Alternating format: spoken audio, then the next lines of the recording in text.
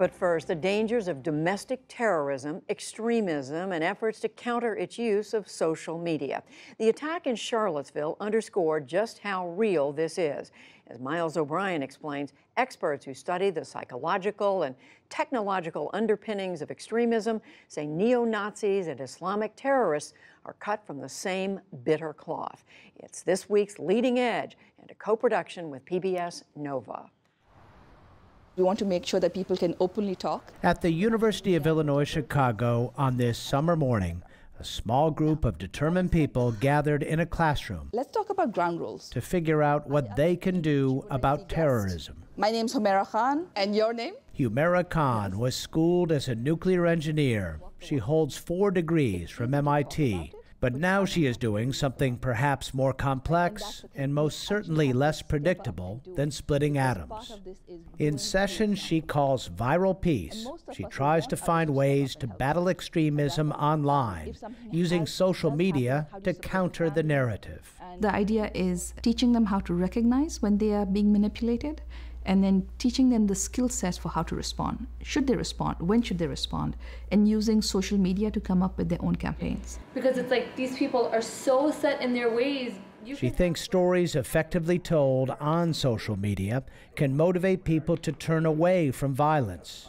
Participants identify flashpoint issues and underlying causes of extremism. In my local community, that would be considered as like collaborating.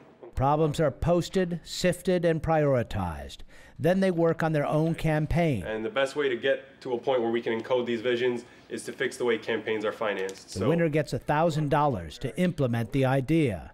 But this is not just about Islamic terrorism. It's about all kinds of hate and extremism. My name's Christian Picciolini. I'm the co-founder of Life After Hate. Christian Picciolini is a former white supremacist skinhead who was the lead singer in a racist heavy metal rock band. Some people get intercepted by extremists. He ran an organization focused on identifying white supremacists who might be convinced to walk away. De-radicalization. A safe place for people who are involved in hate groups to leave. I think it's tough for us as a country to hold a mirror up to ourselves, to address a problem that's inherent in our own population, in our own citizens. The ugly scene in Charlottesville made it difficult to avoid that mirror. Charlottesville is a great place that's been very badly hurt over President Trump was reluctant to blame white supremacists and neo-Nazis for the violence and offered support for their protest march to save a statue of Robert E. Lee. I think there's blame on both sides. And former Ku Klux Klan Grand Wizard David Duke said he was thrilled by what the president said. What's scary about Donald Trump and what's happening is not that he's creating racists. I don't believe that. I believe that these people existed. He's created a safe place for them to now vent. And he has retweeted messages from neo-Nazis, giving them a global audience. J.M. Berger is a fellow with the International Center for Counterterrorism. If you are somebody who believes that white people are being subjected to genocide, and that desperate measures are required to preserve the existence of the white race, and you get Donald Trump to retweet your content, then suddenly you have an audience of millions of people that you didn't have before. Berger studies the links between extremism, terrorism, and the internet. He has carefully tracked the rise of online recruitment and propaganda created by Islamic terrorists. Social media has inherent advantages for extremists that mainstream movements don't have, and ISIS is only the first group to realize this, and we're going to see many others. I think we're in for a decade or more of significant instability that can be attributed to the interconnectedness of the world. Social media companies have had some success thwarting the online threat from ISIS because the message is so extreme and so violent. It's easier for these companies to step on them. White nationalists, while they are marginalized in our society, they are still very much embedded in our society, and they're currently enjoying a pretty good run of mainstreaming some of their beliefs. If they're not advocating for violence directly, it's a much harder problem. And until we can classify white extremism as terrorism, it won't have the same resources, won't get the same priority, and it won't get the same funding to fight it. The Trump administration has gone in the opposite direction, killing a $400,000 grant for Christian Picciolini's Life After Hate group. You will not replace us! It was part of a broader effort to cut federal funding for campaigns against domestic terrorism. But should the Trump administration treat white extremism differently? Not according to University of Maryland psychologist Aryeh Kruglanski.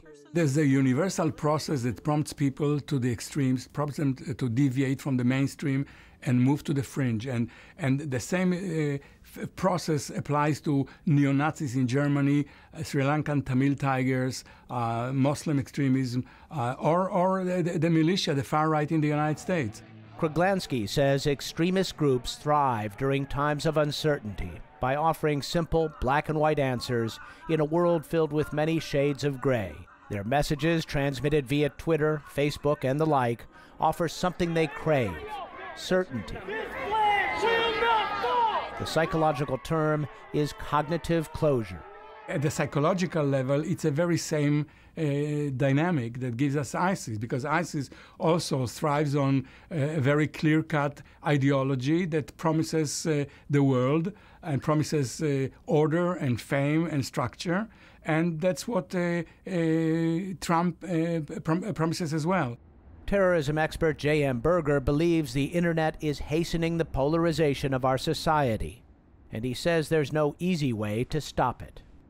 I don't think that a solution is going to come around soon. I think it's going to take quite a while, and I think that identity-based extremists are going to get the most benefit out of these technologies, and I think that we're going to see the things we've seen with ISIS with other groups. But the proliferation of the internet and social media cuts in both directions. Everyone shapes you. Everyone you meet has a purpose in your life. And that is what has brought these people together in Chicago. While there is a lot of misinformation and a lot of recruitment to extremism happening online, it also serves as a wonderful platform for counter-narratives, for people to reach others with an alternate message to what the extremists are proposing, and also to link to facts so people can do their own homework. The ones who had actually dropped out of high school. Humaira Khan strongly believes in promoting a counter-narrative, stories that can motivate people to turn away from violence. We are talking about a minuscule, less than a percentage, which means we have the numbers on our side if we can actually mobilize them to actually do good.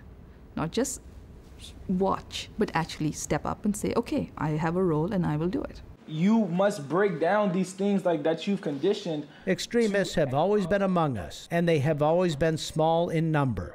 But these days, everyone owns a global megaphone. Because anyone can have a role in bringing others into the community. In Chicago, I'm Miles O'Brien for the PBS NewsHour.